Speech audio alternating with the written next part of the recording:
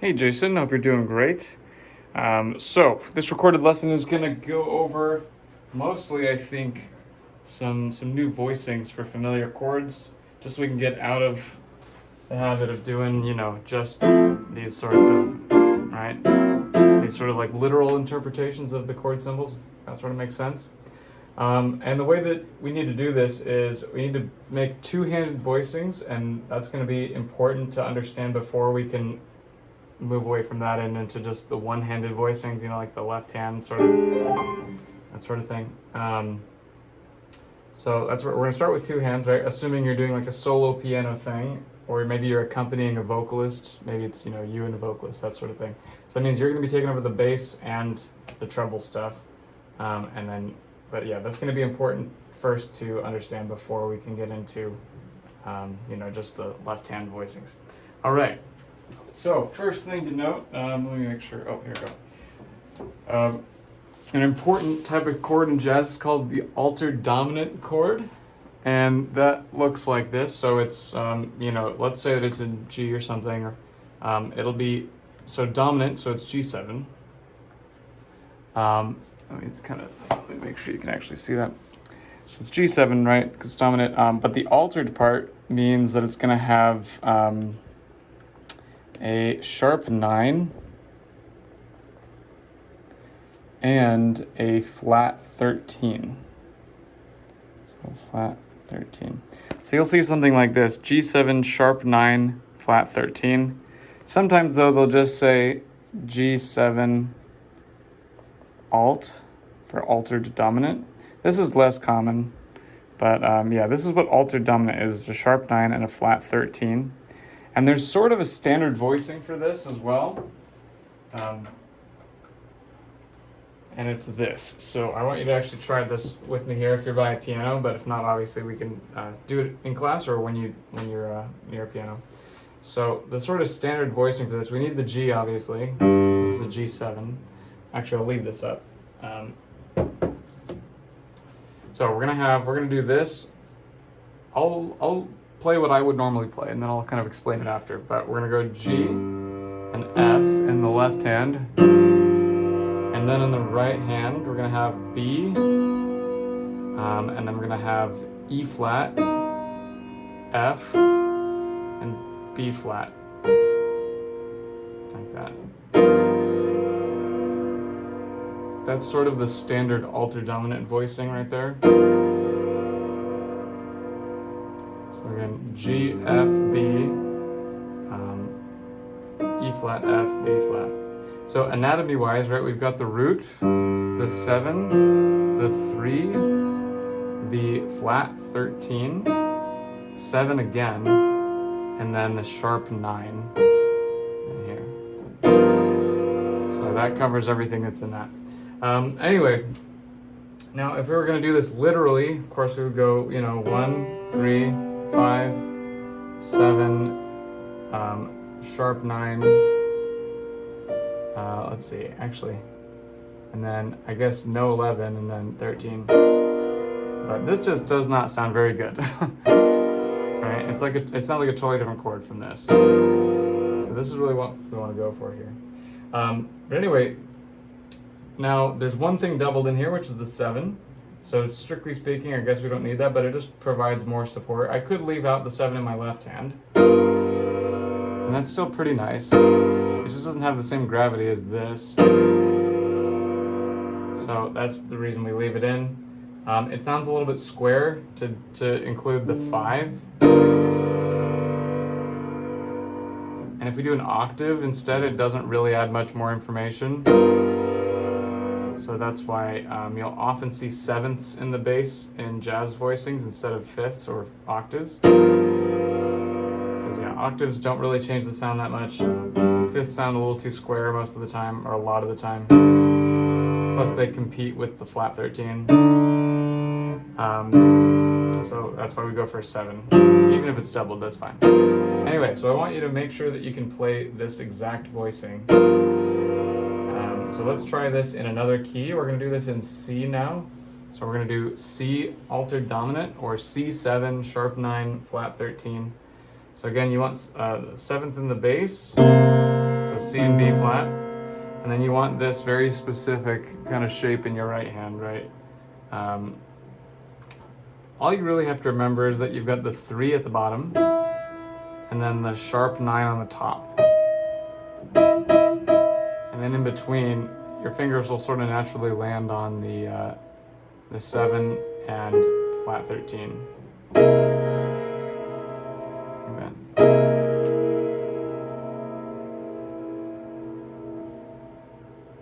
There you go.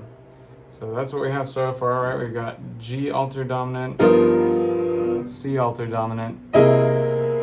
Let's try a couple more. Let's do F altered dominant. So again, 7 in the bass. That's F and E flat. And then the right hand can take the 3 is going to be on the bottom, right? Sharp 9 is going to be on the top. And then in between we've got the flat 13, or I guess we're going to have the 7 first, right? E flat, and then the flat 13, which is right below it. The 13 and the 6 are the same, so you want to kind of keep that in mind, that 13 and 6 are the same. So it's like 7 and 6, or flat 7 and flat 6. Right?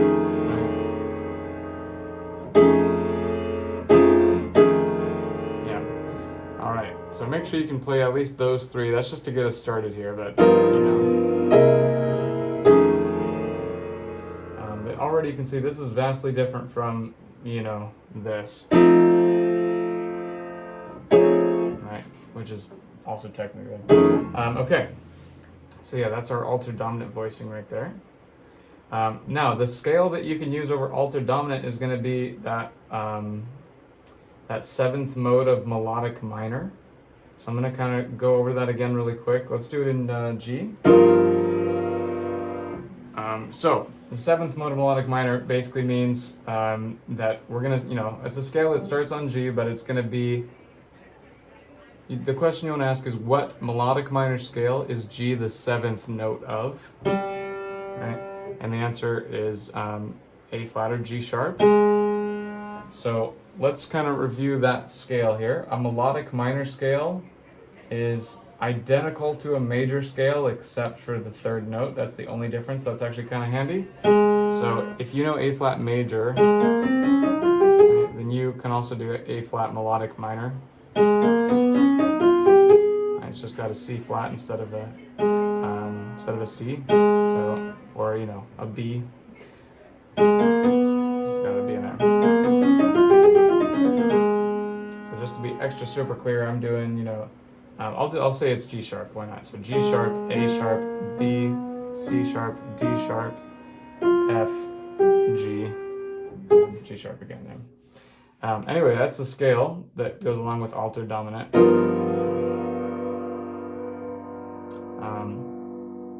So, you know, you can kind of, actually, what would be the best way to go about this? I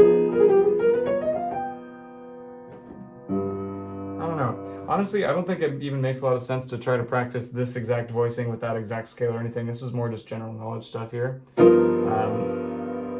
anyway, this chord is typically, not always obviously, but typically used as a functional dominant to a minor 1 chord. And what that means is, I'm not sure exactly how much you already know about this, but these dominant chords like G7, right, C7, F7, are often what we call functional chords, meaning that they serve a very specific purpose, and that is to lead themselves to another chord.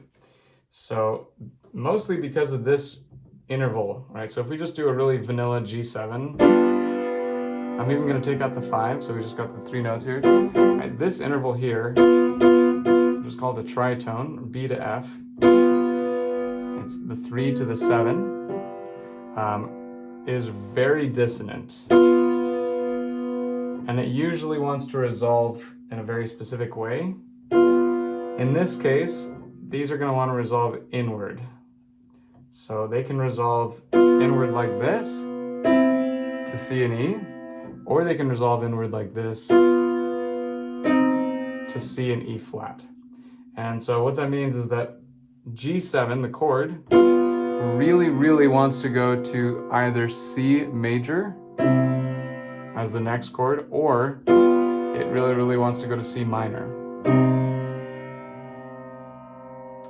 And what that typically means is if you see something like G7 to C minor, what that usually means is that you're in the key of C minor.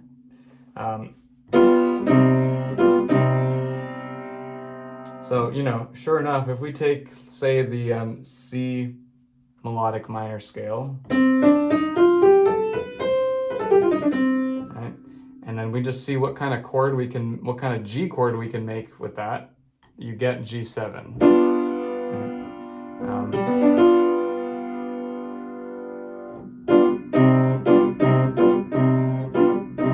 Same thing with C major. If you try to make a G chord using the notes of C major, you also get G7.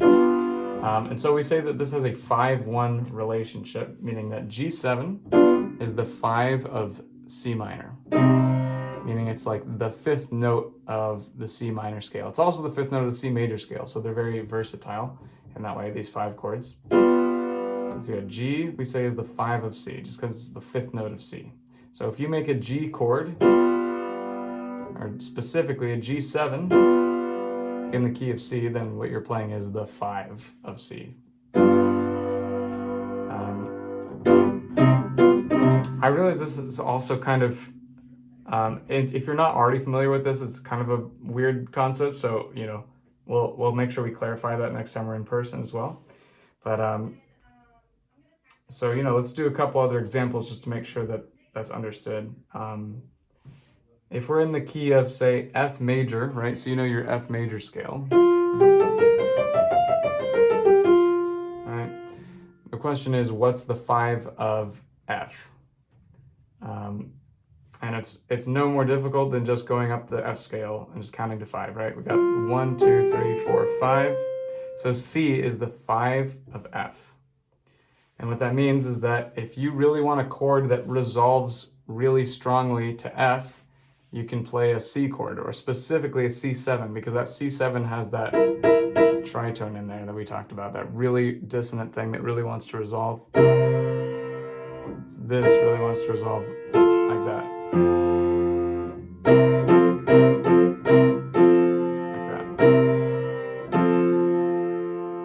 Like that. I should say, though, in jazz, that tritone doesn't need to resolve that cleanly at all. In fact, it's probably better if it doesn't, but if we're talking classical or pop music, then almost always that's gonna resolve inward like that. But anyway, so hopefully this is making some sense. All you really need to know at this point is that these dominant chords like G7 and C7 all are 5s of something, and that's used a lot. That fact is used a lot to kind of to get the listeners to predict what chord is coming next on purpose, right? And it's also just like a really nice, just a really nice little cadence right there. But anyway, so back to what we were talking about. So we have our altered dominant stuff. Oh yeah, so the point here with all of that 5-1 nonsense is that an altered dominant chord is usually the 5 of a minor one instead of a major one. Like we said, G7 could resolve to either C major or C minor. But altered dominant is specifically most of the time going to resolve to C minor. And that's because this altered dominant already contains a note that's in the C minor chord, which is this E flat.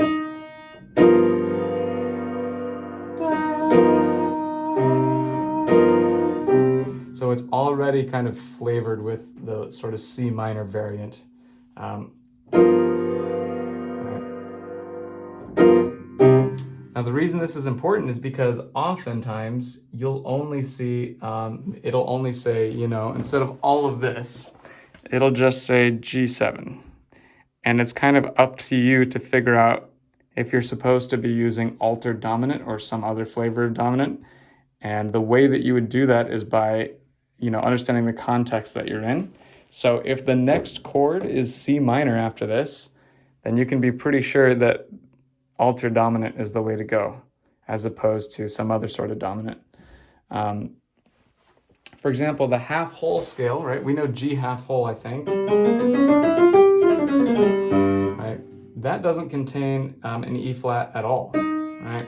So it sometimes sounds a little messy to go from, a G. If you see G7 and you play half whole over it, sometimes it can feel a little messy to then go to C minor. Because it has that E in that scale, so it sort of already is flavored with the C major resolution.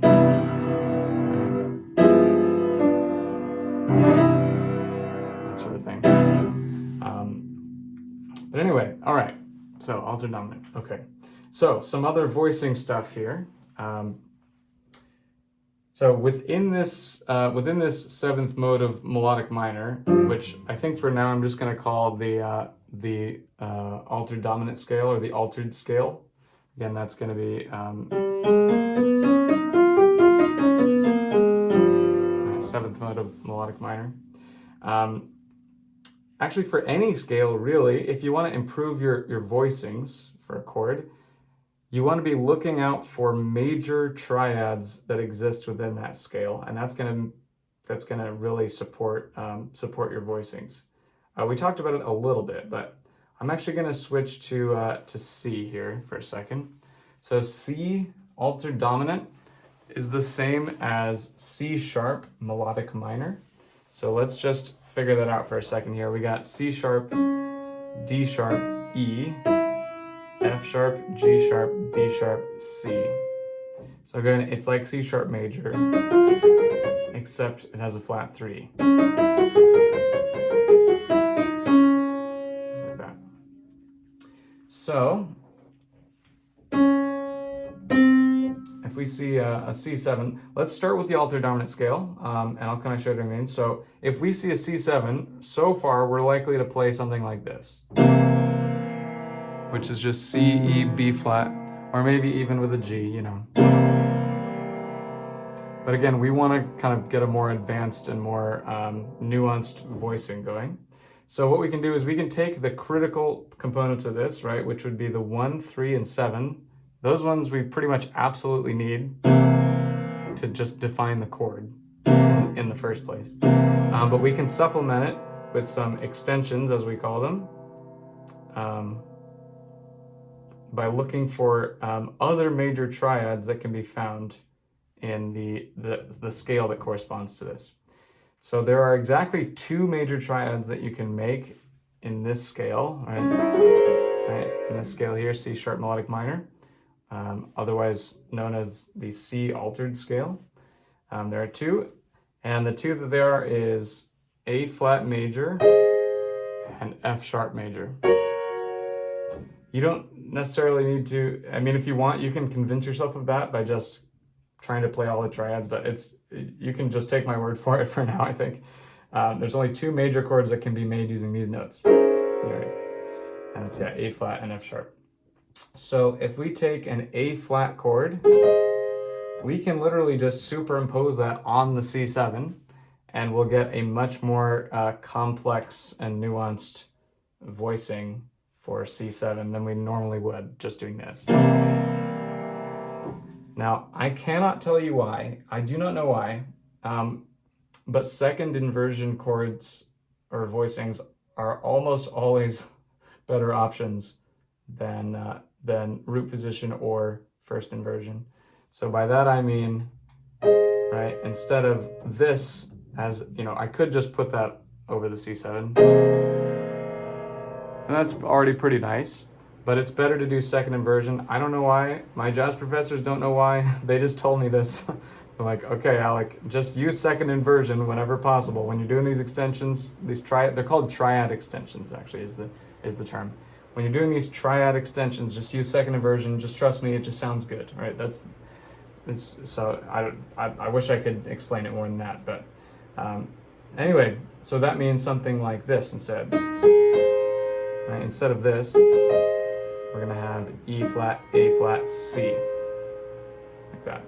So all of this means that we've got C7, we've got the 1, 3, and 7 in the left hand. Also, if you don't fully understand all of this, that is 100% okay.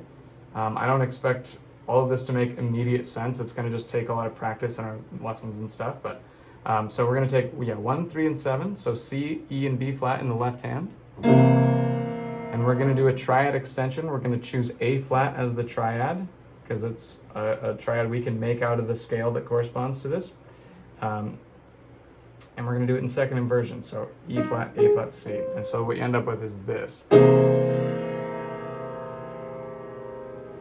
which is a voicing you've probably heard about 1 trillion times, especially from, people like Bill Evans. So there's that. So now we've got a much nicer voicing for C7.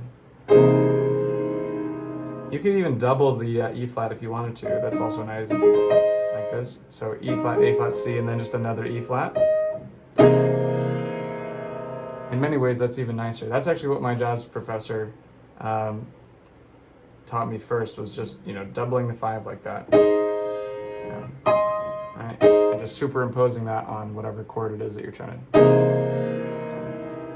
That's kind of sort of a classic voicing there. So we're going to actually stick with that for now, where we double the sort of top part of the chord, as it were, top part of the triad extension, as it were. So we got the 1, 3, and 5. We're going to double that 5.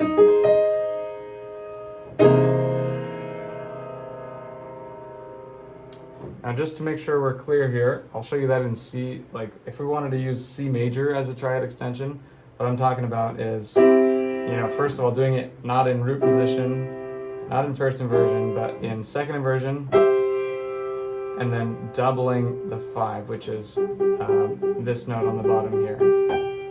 So it would be like using this, right, instead of this. So you want to get used to this sort of hand shape. So that G is doubled. Okay, so back to C7 or C altered dominant.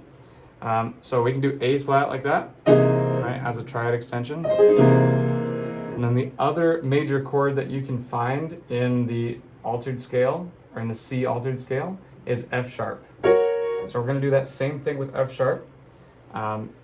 We're going to do that same sort of voicing. We're going to do second inversion. So C sharp, F sharp, A sharp. And then we're going to add a C sharp on top of that. Again, we're just doubling the C sharp. And again, that's safe to just superimpose on top of that C7.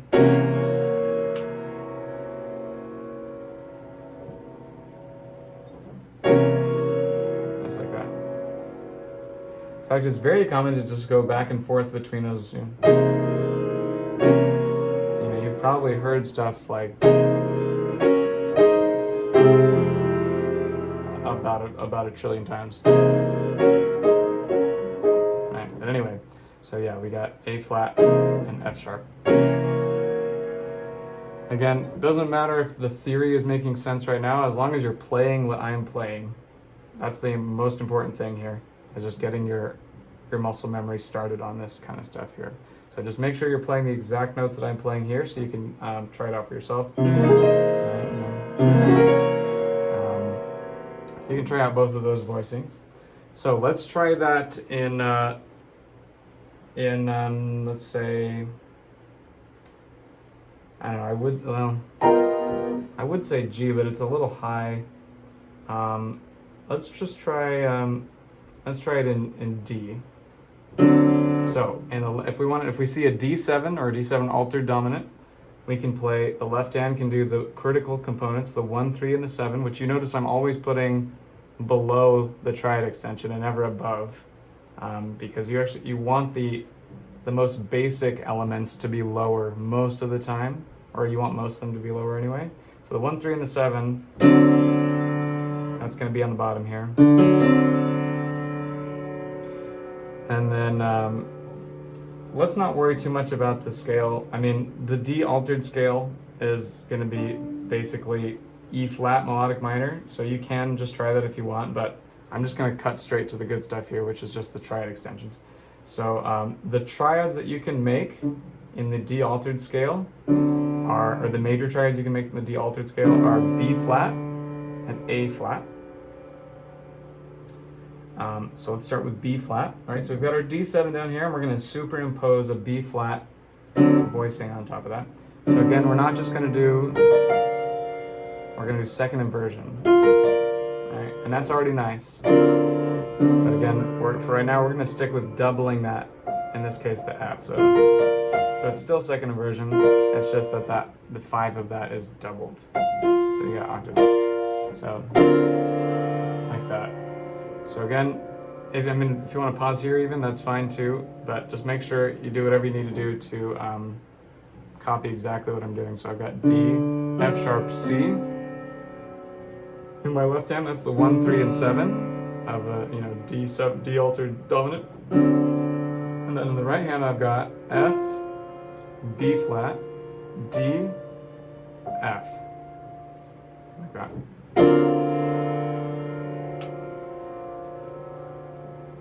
All right. Now the next voicing that we can do, all right, we're going to stick with this D7 alternate. Like I said, there's 2 different major triads in that altered scale. So the other one is A flat. So it's actually just like, that's actually in common with the C7. Right? But we can actually use that same one here for D7. So that would look like this. We got, again, D, F sharp, C. The most important parts are on the bottom. That's the 1, 3, and 7. And then in my right hand, I'm doing an A flat major triad in second inversion, which is E flat, A flat, C. And I'm doubling the E flat because that's what my jazz professors told me to do, and it sounds really good. And so yeah, those are going to be the two kind of like more sophisticated voicings for D7 altered dominant, or this. Right? And then again, that can often resolve well to, that's like a G minor right there. Okay, there we go. Let me just check the time on the video. Okay, it looks like we're nearing the end of the 30-minute mark here. But this whole thing can be applied to all sorts of stuff. So we've already talked about how, even for half whole, we can do this as well. We can take a major triad from the half whole scale and just superimpose that on top of the other elements, like the 1, 3, and 7. So you don't have to do this exactly, but I'll just show you what I mean. So that second inversion thing I was talking about, where we double the 5, that's going to work for absolutely every scale. It just always sounds amazing, and I don't know why. I don't think anyone does. But anyway, so let's say that instead of altered dominant, it was just some other kind of dominant. So maybe the song goes C7 to F major. And like we discussed, that's probably not when you're going to use altered dominant. Altered dominant has more of that minor flavor in it because it's got part of the minor chord. But anyway, so C7 to F major. So maybe you want to use the half whole scale instead. So C half whole. Right. There are 4 major triads in the C half whole scale. There's C major, there's E flat major, there's F sharp major, and there's A major. And we can take any of those and just do that second inversion double the 5 magic, superimpose that on top of the 1, 3, and 7, and it'll just sound a lot more, a lot more sophisticated, nuanced, detailed. So, I mean, the most boring possible option would just be to do C major. Like, that's fine, I guess. But we probably want to stick to the more interesting ones. So, we could do A major. So again, we can play C7 and then literally just play an A major chord on top of that. But I'm going to do it in second inversion, which is E, A, C sharp.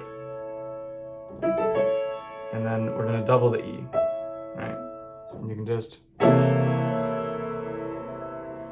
Now again, you don't have to play this part exactly. I'd rather you focus on the alto dominant first, just to kind of wrap your head around it. But obviously, anything that interests you is fair game here. So if you want to practice this, then please do. Right. Another one we could do is F sharp major in second inversion. So C sharp, F sharp, A sharp, and then I kind of double the C sharp just over C7. Right. Either one of those. And then there's one more, which is E flat. Just because if I mean, I could do it up here. But actually, that sounds all right, yeah. So yeah, I can do E flat as well, so E flat in second inversion. All right, so I can do any of those. All right, and these are all a lot more interesting than this. And I mean, they also just fit the genre better, right? They just sound more like the jazz that we're used to hearing. But anyway, so the overall point here is that most of the scales that we've been learning about, you can tease some sort of major chords out of them. And those chords can be used to superimpose over the chord you're actually trying to play to increase the complexity of it. And so that's a theme that we're going to be exploring a lot in the coming lessons. But I want to get you started on that. So I think the things to make sure that you can do are to play that original alto dominant voicing that I gave you at the beginning of the lesson. Right? And at least for G, that's sort of the classic one in my eyes, is G alto dominant. But see if you can recreate it in C and F, or if you really, you could choose anything. Obviously you can do this in any key. But anyway, and then the other thing would be to try out these triad extensions I was talking about. So I think we did it in C for most of this, but A flat over C7, F sharp over C7 for alto dominant, or you could do A over C7 for half whole, or F sharp over C7, or E flat over C7. Right? Just to kind of get used to what this sounds and feels like. So anyway, all right. I will leave it there. Hopefully this made at least a little bit of sense. I know it's a little bit strange, a lot of this stuff, but yeah, this will be huge just for getting your voicing sounding a little bit more like how you would probably like them to sound. And like I said, it's going to be necessary to understand the two-handed voicings before we can kind of make them a little sparser. Anyway, all right, take care. I'll see you next time, and keep up with what you're doing, right? Learning those scales for Girl from Ipanema, trying these new voicings. You don't have to do them with the songs yet, just try them on their own. And we got our rhythm randomizer and Misty and all sorts of stuff, but above all, just have fun. And yeah. All right, see you next time. Take care.